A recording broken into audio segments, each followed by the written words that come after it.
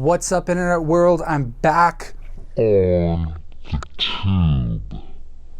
the YouTube, that is. I thought I'd make some videos. It's winter, it's cold, everyone's bundled up inside. Unless you're in Los Angeles, then you're living it up every day, I guess.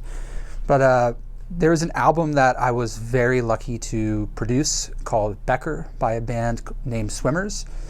And I thought I would take you into one of the songs titled Emo Kids and give you kind of a mix breakdown and how the production went and kind of look into certain parts of the song in isolation and how it was routed and, you know, let's get nerdy with it. I'm going to open up the Pro Tools project now and let's see what's going on. Peace. Alrighty, so we are inside the Pro Tools session for SWMRS Emo Kids. Believe it or not, there was a few versions of this. This is the one that we ended up with on the record. Where do I begin? I've kind of organized the session in a way where all the drums are in purple. All the bass instruments are in blue, guitars are in green, vocals are in red, and there's some like samples and effects in yellow.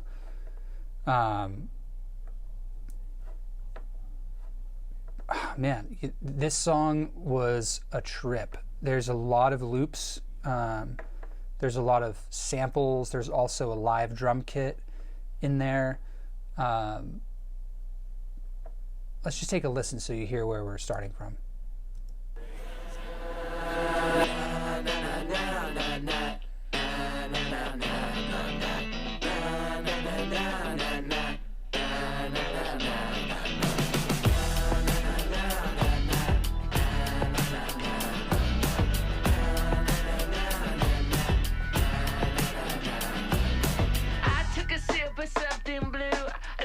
To some who's good doing, tried to drown you out in the distortion. You left the house all dressed in green, looking for another scene, and I was left here with all these emotions. I'm on the left, but you're in the right, and we could go around in circles our whole life. Emo kids have more fun, that's what they all say, but I ain't had a good time since you went away. And even though you look good, I still see your face in the singer's lungs and the client's arms, 'cause emo kids have more fun. So it's mainly focused around a couple of things. There's a major guitar riff that the song really is based around, and you can see it's labeled scratch, and I think this was the scratch guitar that the very first scratch guitar that we laid down, and it sounds like this.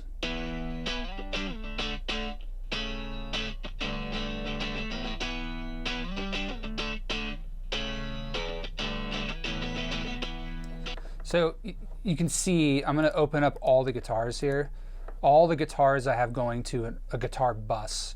That way it's easy for me to have like a global control of all the guitars. You can see I'm not doing any volume automation at all.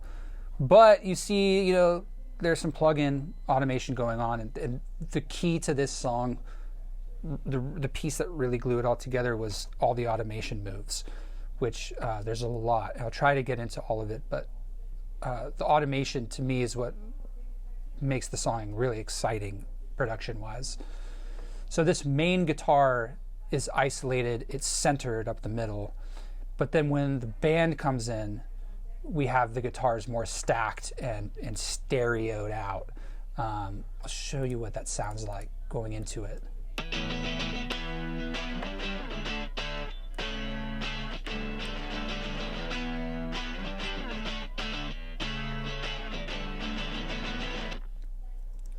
So it's basically a double of that original guitar. You can see the first bit of automation happens where that singular scratch guitar that starts the song gets pulled to the left and the double gets pulled to the right. So, it starts off as this sort of small monophonic guitar, and then it just expands out when the band comes in.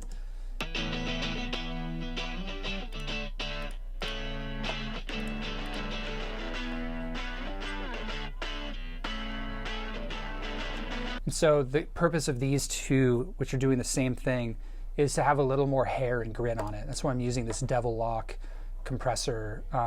It's really the only thing I'm using. I'm cutting a little bit of low end. And only on one side do I have like a very, very small amount of chorus, just so it sounds a little bit different than the left side. And really, that's like the meat and potato, like rhythm section of the song is just that.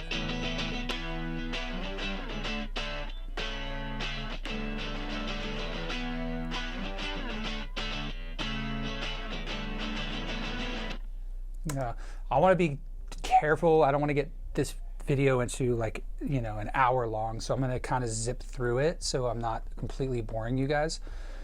But on the guitar bus, I have a little bit of distortion. I've got a little bit of this transient designer to bring out a little more attack, just to have it click a little more. And then I'm using the the LA3A clone to just kind of have it gel. Little EQ. This micro shift is, I'm not sure if it's not being automated, so it's just not on. I'm just gonna take that off. And then I put soothe on. This isn't interesting. I'm trying to rethink what I was doing here, but.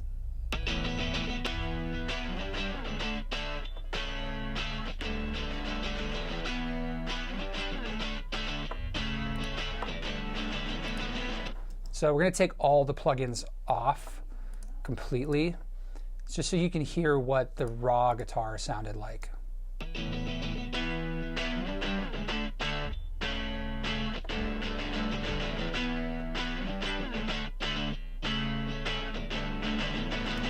And I'm pretty sure that the first set of guitars here, the first two are through a Fender DeVille.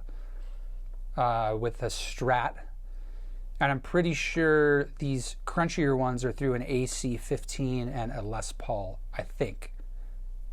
Don't quote me on that, but I'm pretty sure that's what's going on.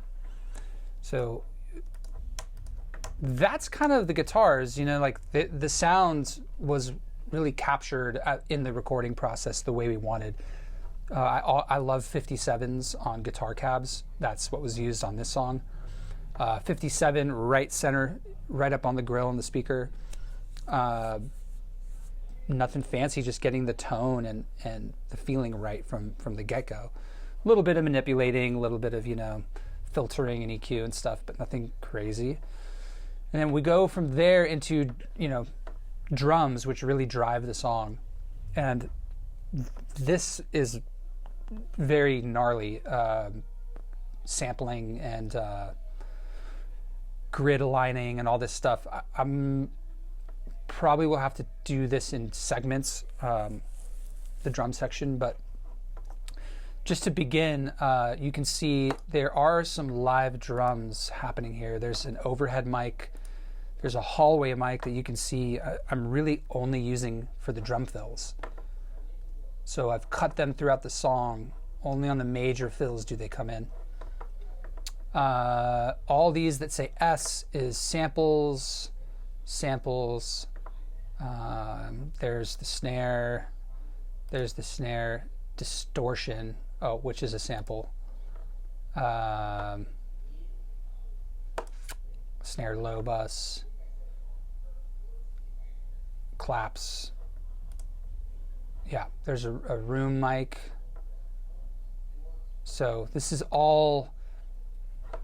what the live drums sound like in context.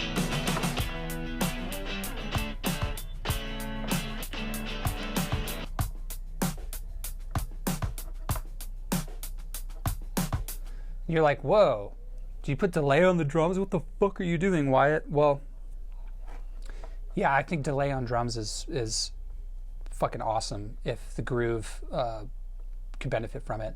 Hearing it in solo, it sounds like it's a lot, but in context of the song, it just adds a swing. That's really cool. But that's the live kit.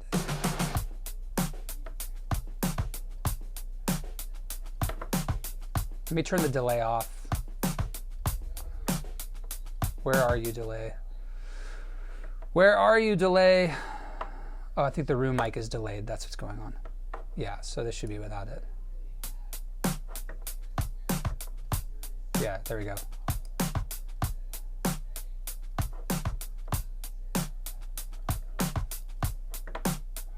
And we'll go to a part where there is a drum fill.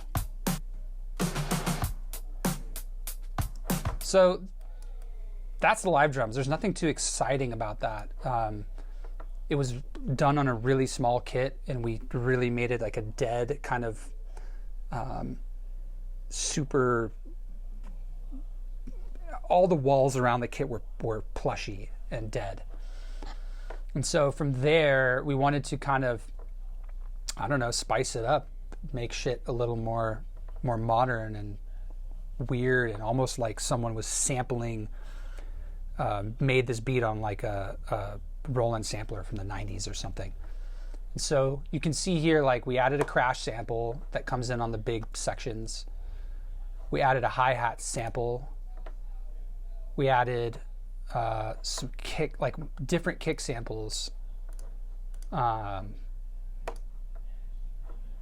yeah, we added snare samples. We added loops. We added a delay to the room mic, so the room was swinging with, which is the actual room mic of the drum set, but it's the delay adds a kind of this weird swing to the kit. And there's claps, and there's all these weird loops and break beats that we found that come in and out of the song. The only way I can really explain it is by playing it, and then I'll show you the routing and the stuff that I'm doing.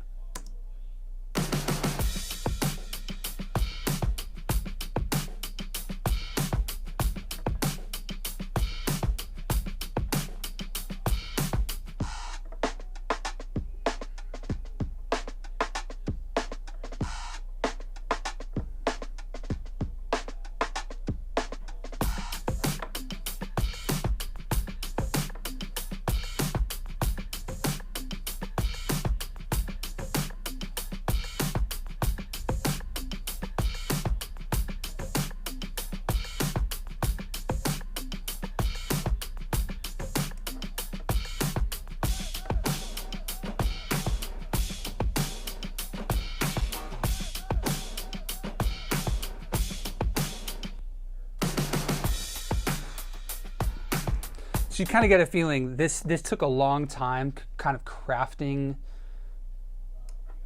one, just gridlocking all of these to the song, and then having each one kind of interplay in through each section. It was really fun, and not something I do all the time. I've done a lot more of it in the last couple, maybe the last year or two, but this was like a real pleasure, kind of chopping this whole thing together.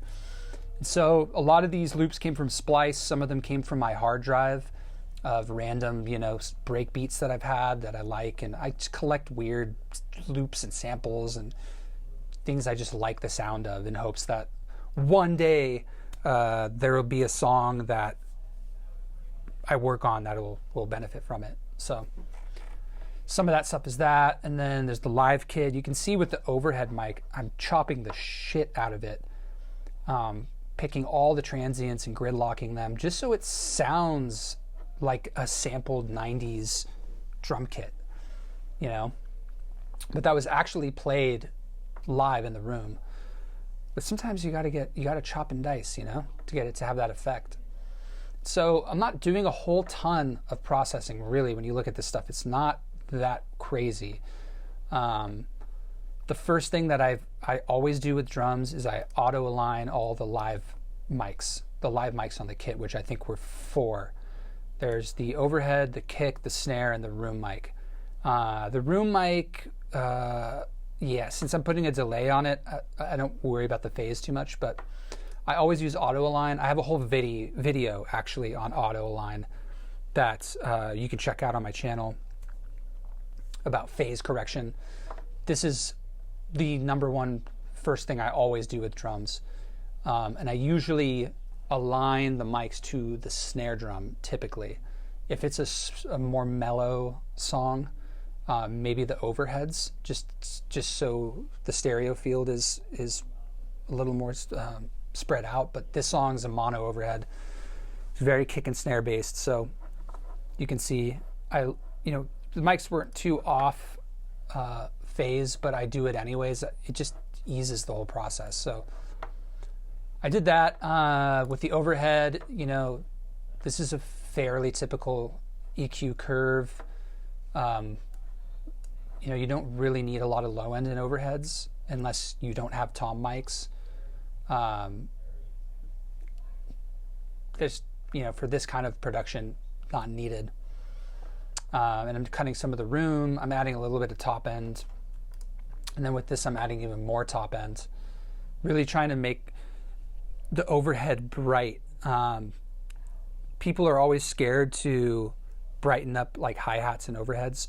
But to me, there's a level of like shine and sheen that has to be on cymbals for it to properly cut through a mix.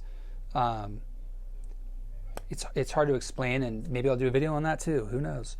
But they should be cutting through the vocal. It's a rhythmic aspect of the song that needs top end. So for this instance, like I boosted quite a bit of top end, and I'm pretty sure this was a U87 on the overhead, and it was a 57 on the snare and a D112 on the kick. So very minimal, and the room mic was probably another U87. Just kind of normal, and honestly, any condenser would work. Any large diaphragm condenser is going to act similarly. I have a little bit of this compressor going on the overhead just to kind of get things to even out.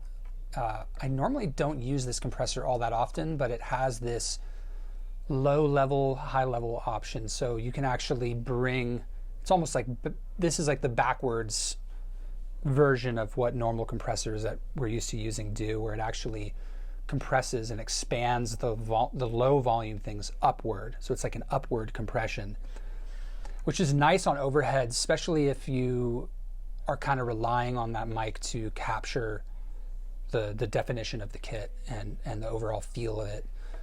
So I have a little bit of that going.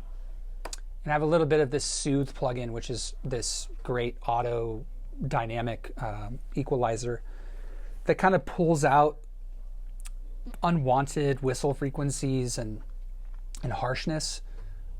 Usually, really up until this plugin, I was doing it just by ear and by hand. But with this, it's fucking huge difference. And you can see, like, with the samples, with the hallway, I'm doing a little bit of EQ here. A little bit of brightening on this crash sample. The kick drum, I'm gating and got some EQ, and I've got a little bit of saturation. The kick, so there's this other thing that I like to do that basically is a way to extend the low end of the kick drum. You take a copy of your kick sample and you filter just where the low frequency energy is and delay it a little bit. It depends on how fast the song is and what the tempo is like, but you delay it just a little bit. Let me actually solo this, show you what I mean. So this is the kick sample by itself right here.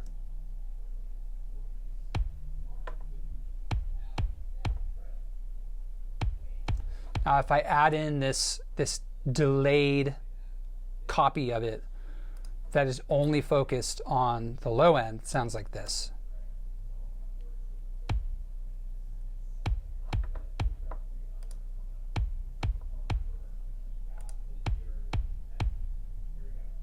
So I'm not sure if you can hear that quite well over, YouTube compression, but it's adding just a touch of sustain to the kick drum where the low end decays faster than the attack, longer than the attack of the drum. So it's having this effect of like, boom, boom, if that makes sense. I hope I don't sound crazy to you guys. It's a really great effect to use on especially songs that have a lot of low ends, and we'll get into the bass in a second. There's a lot of 808s happening, and it's a great way to kind of define the kick drum in a song. And so, that's a little trick that's happening. There's another kick sample. There's, the live snare drum. I'm gating, I'm EQing, and then I'm distorting with these two plugins here. More snare samples. I'm doing a similar thing with the snare drum where I'm focusing. I have a copy of the live snare that I'm focusing all the energy on the fundamental frequency, which is this 149 hertz. Most snares probably live between 150, 200 hertz, somewhere in that range. And yeah, I got the snares, all the live snare copy, and samples going to a snare bus. That way it's just easier to kind of have a grip on all of that. Then I've got these loops, which you can see I'm not doing much to the loops. There's a little bit of filtering just to make room for all the other things that's happening. A lot of filtering. And then I've broken the drums out into and this is something I do a lot with mixes. I have all the drums feeding to this UP drums, which is unprocessed drums, which you can see I have no plugins on it at all.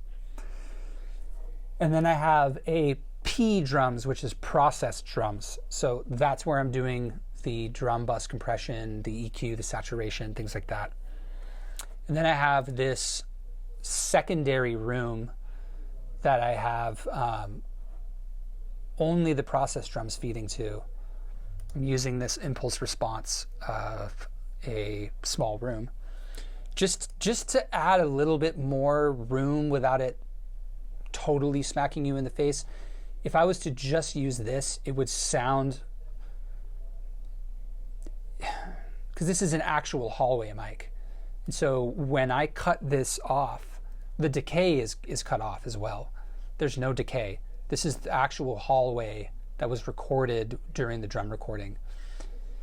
Whereas a plug-in room mic like this impulse response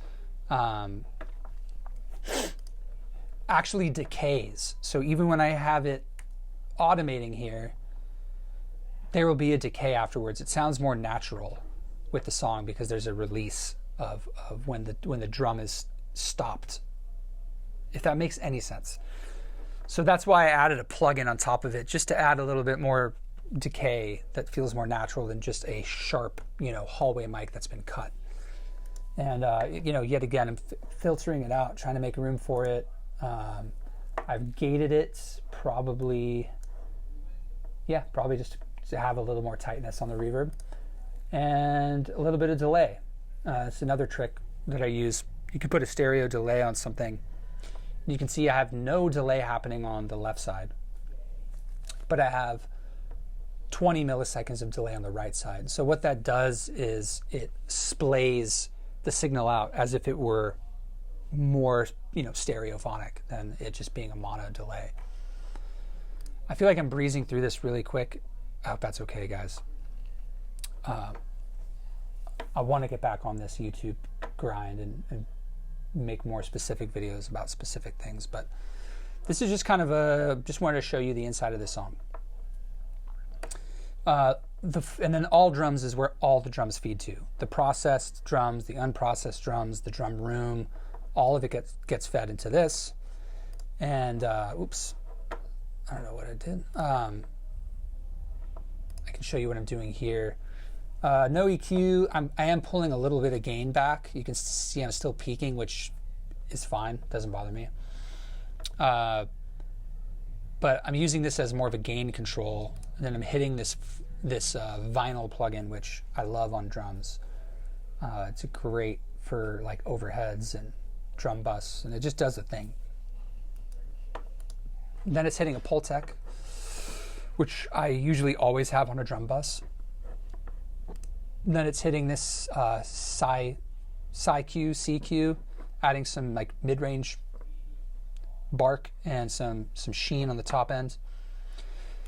And then I'm using this Oxford inflator, one for the effect of the inflator, but two because I like using this as a clipper. And I am going to make a video on clipping because I think clipping is extremely important in modern day like pop and rock music, especially with drums, and getting them to sit and feel really exciting in a mix. But I'm pushing the input level just so the kick and snare are actually peaking the circuit. So it sounds like you're hitting a console a little bit too hard. And if anyone has had a experience with hitting a console just a little too hard, it's very pleasing, and it makes things sound a lot bigger than they actually are. So that's what I'm using this for. And then I have even more mid-range with this CQ. This is probably something, you know, after the first pass of a mix, I probably slap this on, knowing me.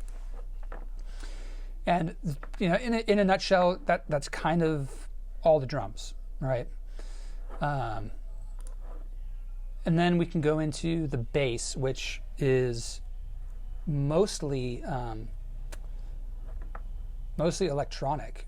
You can see here we used this Anna 2 synth by Slate, and we kind of stacked up a bunch of different 808s all like together to make one 808 unified sound, all within this same plugin. So, you know, this one we're using this setting called Baby, this one's called Hyper Sub, this one's called Urban Tune, and this one's called Beware.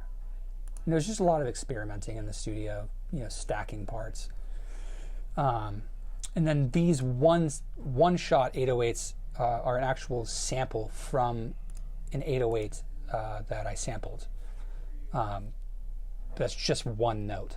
That's just hitting one note that I've distorted and I've limited, so it really feels like it's being pushed forward and crushed. And that's like, man, that's the majority of the bass right there. Is these 808s. Let me solo them out so you can kind of hear.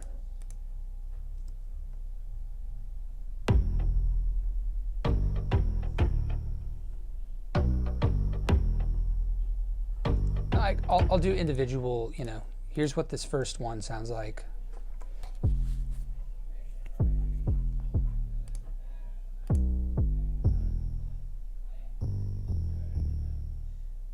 You can hear there's some weird artifacts in there, which we liked. And this one's got a weird delay. And there's this one.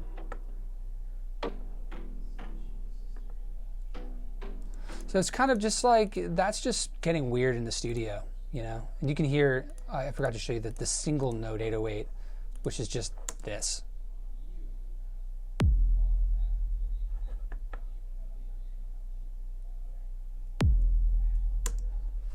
So that's that. And that's kind of what the bass is doing throughout the song, is that all of the basses are being thrown into a bass bus, which I just called 808s. And there's not much processing. You can see with this stuff, like, I really left it as what the sound was. The single note 808 I'm distorting and I'm limiting. The kind of main 808 that the song is focused around, I'm limiting just to keep it in its place. You know, I'm like giving this one a little bit of shave off on the low end so it doesn't compete. Yeah, and you can see like very minimal on all the 808s. I'm just adding a little bit of 1K and I'm compressing just the low end. just to keep it a little gooier and tamed in the song.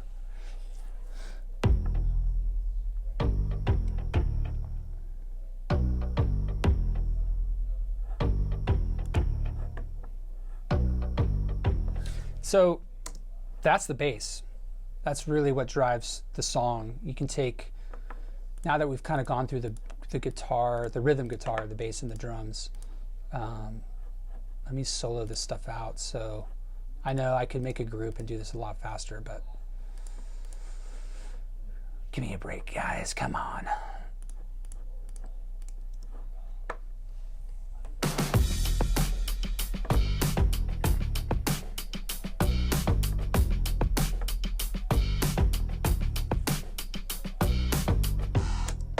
So that's that.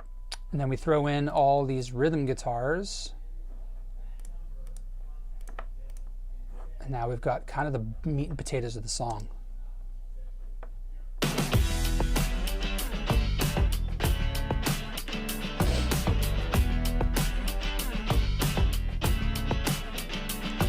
So you can see there's a couple more things here before we get to vocals. There is a drone synth. It's 2 drone synths, actually. And I'm pretty sure, yeah, so one of these was done on, I can't remember what synth it was. I want to say it was a Casio, one of those CZ series synths. I think a CZ1000, if you want to get dorky with it. And then the other drone is the same plugin, this Anna 2. We were really into this synth when we were making this album. And we use this pad patch, and this is just a straight up drone. It's a 1-note drone that you probably don't think about, but it adds such a vibe, adds such a spookiness to the song. And you can see on the hardware synth one, I'm adding some chorus, I'm filtering out the low end, and I'm side chaining. You can see here I'm side chaining to bus 12. So if we go up to the drums, which typically, what do you know? I'm side chaining the sub kick low end to this drone synth. So anytime the kick hits, the drone gets ducked. So it adds this kind of bounciness to it. And with the plugin, with the other synth, you can see they're kind of blended in together. This one goes into a flanger, then it goes into this pan man, so it's moving the signal from left to right, like kind of like a snake. And this is also being sidechained by the same bus. So I'm going to solo out the drone so you can hear what I'm talking about.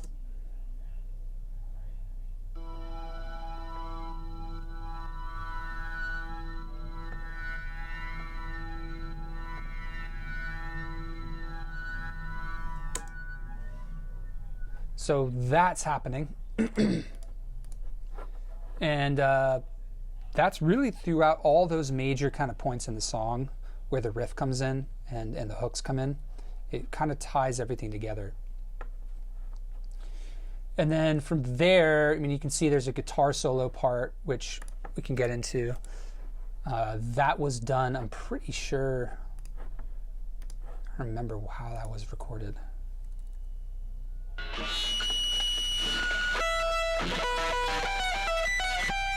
Oh yeah. So there's this really cool little Champ Fender.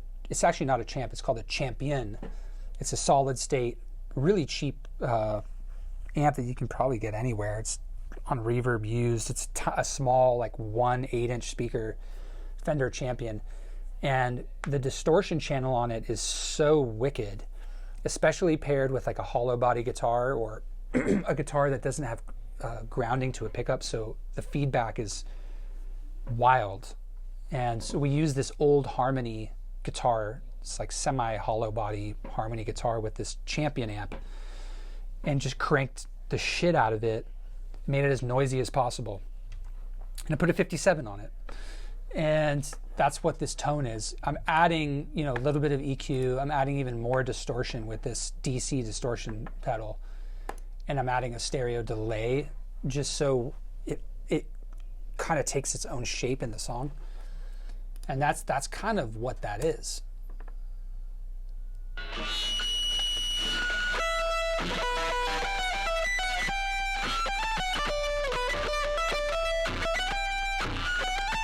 Let me solo it without the plugin so you hear what it sounds like the way we recorded it raw.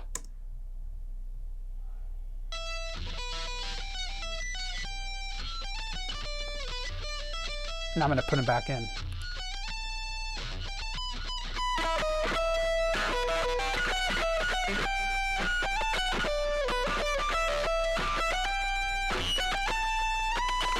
Pretty wacky shit. And so that's really the music. The only other thing we can really get into here is the vocals, which you can see is pretty standard stuff. There's a lead vocal and there's a double on certain parts. We did some comping. And then where it says reverses is actually certain words from this vocal take that are reversed, just to make it a little more cinematic going into each section. And the vocal had a very, very specific vocal chain for this whole album, actually. It was a original U87, the studio that I recorded this at. It's called Savannah Studios. Check them out, savannah-studios.com. Really amazing studio in East LA. And they have a original U87 mic from the 70s. I want to say like the late 70s. And there's something about that mic and Cole's voice that just sound really good. We tried one of the newer U87 AIs, also amazing, but there was something a little extra special about the top end of the original one that I really liked on Cole's voice. And so I used that mic for him on the whole album. And I ran that mic into a Stax compressor, Stax Records. It's like this new preamp that they have come out with. It's a 500 series Stax preamp that just has an input and an output. So you can drive the transformer really hard or not so much. With these, I actually drove the transformers pretty fucking hard. Not completely, it's not completely distorting, but I'm flirting with distortion on the way in. And I'm not only doing the Stax distortion, but then I'm feeding from there into a distressor that I had going on opto mode. And I'm also hitting the distortion circuit in the distressor. And I was maybe recording this at like 4 or 5 decibels of compression going in the box. And that was the chain. It was the U87 into the Stax, which I kind of gained out, and then into the distressor to get, maybe 5 decibels of compression with some of that distressor kind of distortion circuitry. And so just so you know, that was how it was recorded on the way in. And then from there, I've got a little bit of pitch correction. It's really not doing much at all. I've got this EQ, which is really just brightening up the vocal. I've got a micro shift, which just kind of helps make it sound a little wider, a little more doubled. And I've got this CLA 76, which I'm driving pretty hard, and I'm actually overdriving the circuit of this plugin too. But all of that really sounds good to my ears with this song. So let me play you what the raw lead vocal sounds like. I took a sip of something blue. I listened to some who's good doing, tried to drown you out in the Keep in mind, you're hearing automation happening right now. That's why the vocal sounds tinny, is because this is on the vocal bus. So let me actually go to a part where that is off. We could go that in circles our whole life. Emo Kids have more fun, that's what they all say. But I ain't had a good time since you went away. It doesn't sound too distorted, but it really, like the top end really needed the push from the distressor and the stacks with his kind of spitty voice. It was perfect to me. I kind of tried a bunch of different vocal chains out, and that one just felt really good to me. You can see here on the double, it's really the same thing. It's captured the same day, same mic, but it comes in on critical parts of the song. You can see here. We could go that in circles our whole life. And then there's a delayed vocal where I have this pretty crazy eighth note delay on certain words. That's just taken from the lead vocal. So it's just a copycat of that with some extra delay and reverb. So, you know, he's saying when you're in the right. So I thought, oh, it'd be cool to automate the delay to go to the right. And when he says go to the left, automate it to go to the left. So that's what's happening here. I'm on the left, but you're in the right. And we could go that in circles our whole life. So that's the little automation move happening there. All of this hits a lead vocal bus, which has a limiter on it. I found it pretty critical to put a limiter on lead vocals, just not really to use it for limiting, but just to catch the bigger peaks, which are really inevitable with vocals. It's such a wide and dynamic instrument to capture. So you can see there's just a little bit of attenuation on kind of like the major words. I'm on the left, but you're in the right. And we could go that in circles. It keeps the vocal in its place. It keeps it right forward and in its place. That's a really crucial part of the vocal sound. You can see here, this EQ is being automated in and out of the song. This is on the lead vocal bus. So I have the doubles and that delayed vocal going to a lead vocal bus. And you can see at the top of the song, I'm going to play it, the vocal kind of sounds like it's going through a telephone. That's what this filtering is. And then it turns off when the band kicks in, so it sounds bigger. So I'll show you what that looks like in real time. I took a sip of something blue. I listened to some who's good doing, tried to drown you out in the distortion.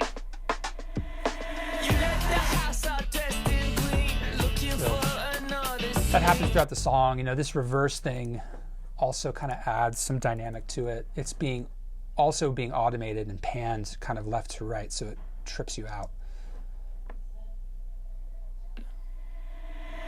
You left the house all So that kind of dressed happens in throughout green, critical moments of the song as well.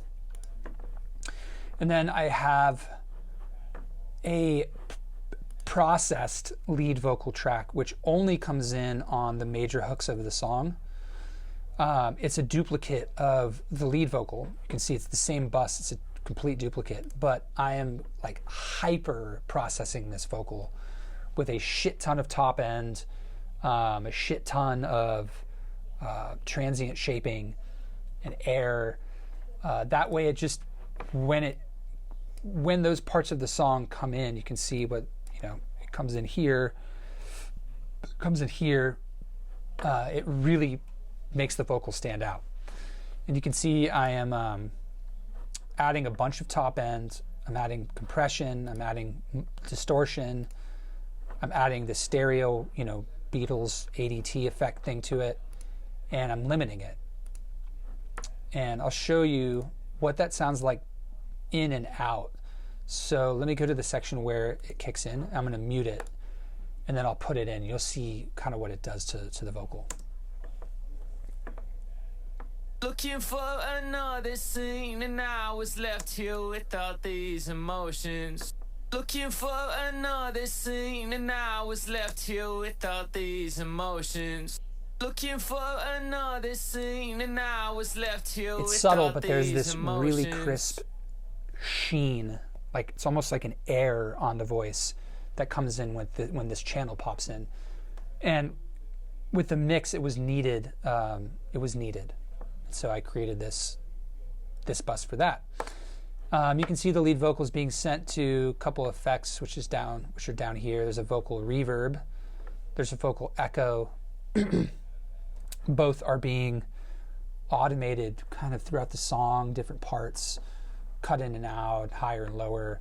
The reverb I used is this Verb Suite Classics Hall. And I've got that filtered out a bit and compressed a bit. And the echo I use is H delay in stereo mode, which I also have filtered out. So that's the effect you're hearing. Looking for another Which really there's none happening right now. Here you can see the echo pop in. Our kids have more fun, that's what they all say. But I ain't had a good time since you went away. So a lot of playing with that, and then there's the background vocals, which is kind of the backbone, like hook of the song, which is this part.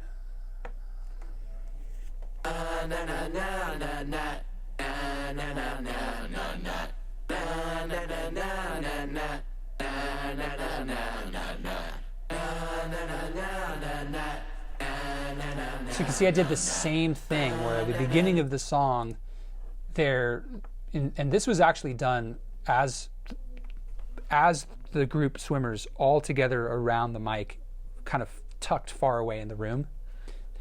So this is all three of them all at the same time in the mic and then doubling themselves. And you can see, really, I'm just filtering out the low end. And this is the same chain I had on Cole's voice, actually. It's just they're stepped much further back in the room. And I have this on omnidirectional instead of cardioid. And it's mono at the top of the song, and then it spreads out when the band comes in. So you can watch these.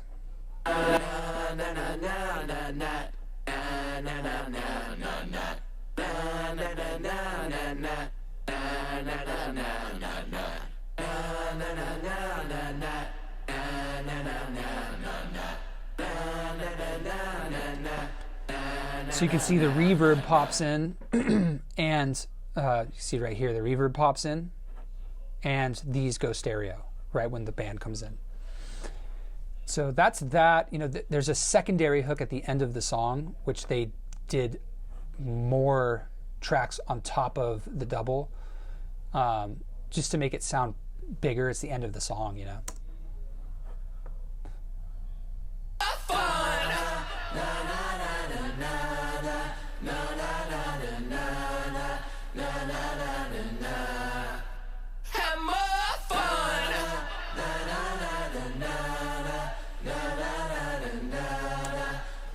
So, you know, they're all stacked. They all just have this same filter on it. And then they're all going to a background vocals bus here, which has a micro shift to kind of help them spread out. It has this kind of air EQ and this, you know, I don't know what this is. I've never used this, I don't think, except for this song, I guess. But it looks like some sort of optical compressor, and also a limiter to keep it in its place, and just more filtering. Sometimes when you compress, and I'm compressing this probably pretty heavily, there's a lot of low-end buildup that happens. And obviously I'm sending this to the reverb, which is right here. And that's really the song. There's a sample of a crowd, which is at the beginning and end of the song.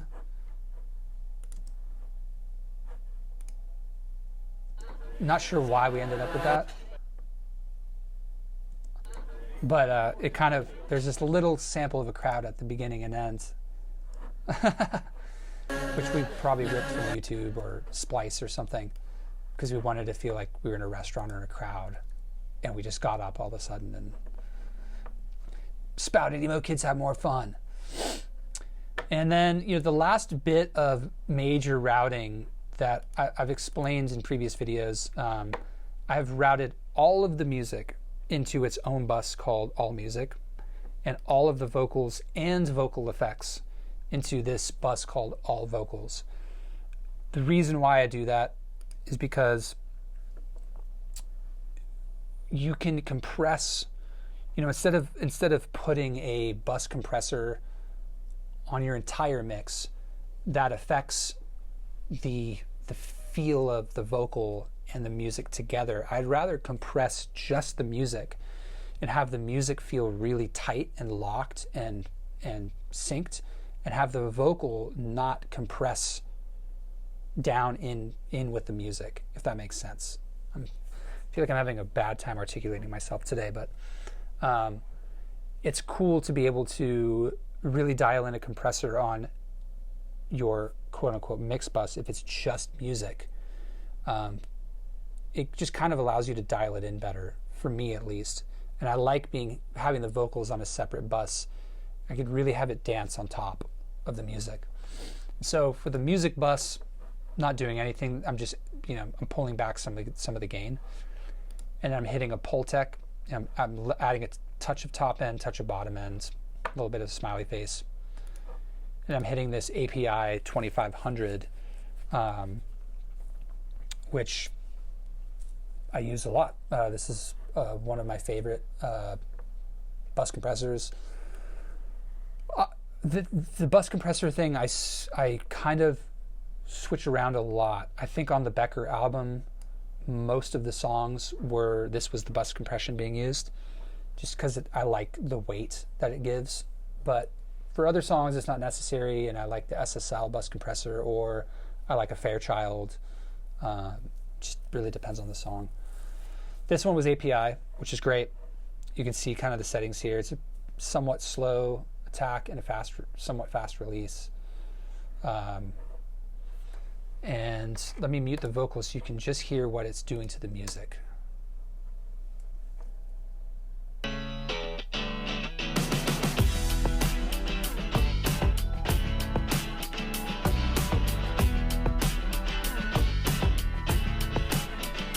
Not a whole ton, just a couple decibels, just kind of tightens everything together. And on the vocal bus, not doing much because I did most of the processing on these individual channels and on the individual lead vocal and background vocal bus.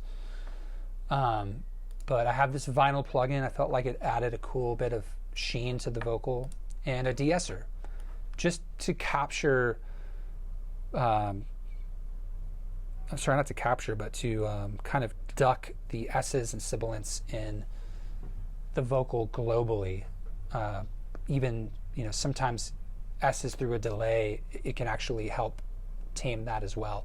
So I just put this de-esser on as a global de-esser. I don't normally do that. I usually de-ess on individual tracks, but on this song I went that direction, and it didn't seem to bother me. There, at least to my ears, there wasn't many sibilance issues.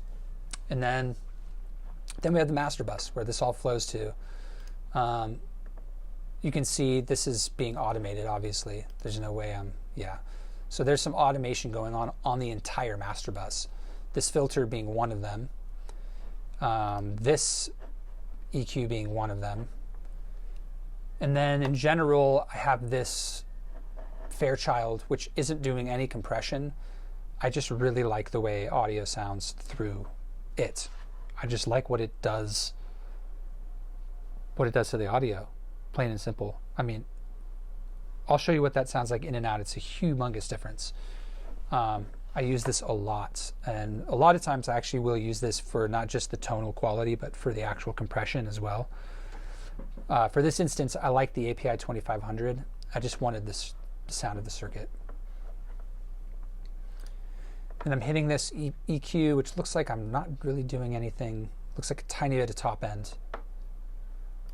I'm automating this. I always automate the sides of the song up and down throughout the song. Then I'm hitting a limiter. And this is the master that hit streaming. It's all from this mix. I just mixed into this limiter. And I'm not sure what I'm doing here. Looks like another limiter. But yeah, I mean, this is the limiting that's happening. And that's really it. I'll play it from the top where there are some automation moves happening.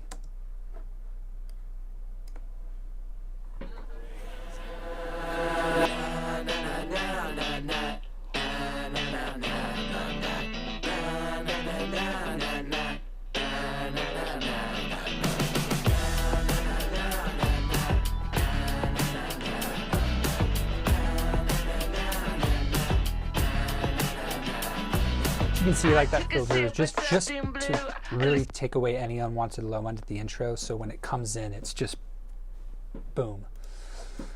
And then, you know, the other thing that's probably worth showing is what this sounds like on and off, and you can see there's really no processing happening. It's just the sound of this, you know, the virtual circuit. You fast forward a bit.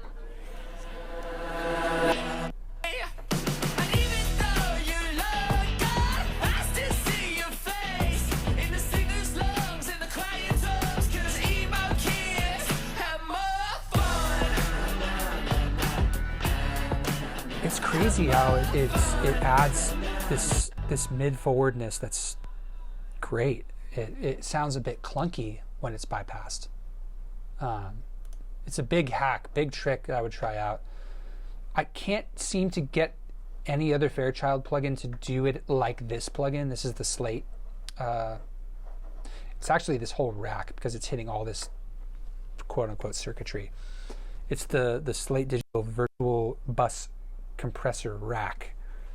Something about just having it on and not doing anything just does a thing. I use it quite often on mixes. I know on the Becker album, this is across all the master buses on the album. Yeah, I mean that's the song. Fuck, you know, looks like an hour long. Damn it. But I mean, that's kind of in a nutshell how this song came to be. You know, it started with that guitar riff. We added a drum beat and tried to make it sound weird and sampled and funky, and threw in some 808s and threw up some vocal mics. It was very, I don't know, it's very, very fluid working with the SWMRS guys. There's no one ever says no. There's a lot of experimentation. There's multiple versions of this song, or at least there's another version that was fully done out that was totally different than this version. So a lot of experimentation, a lot of cool chopping and dicing, and yeah, that's the song, guys. I'll make more direct, you know, videos on specific things. I felt like it's kind of chicken with his head cut off. Hopefully you guys followed and enjoyed, and I'm sure I will talk to you soon. See you later.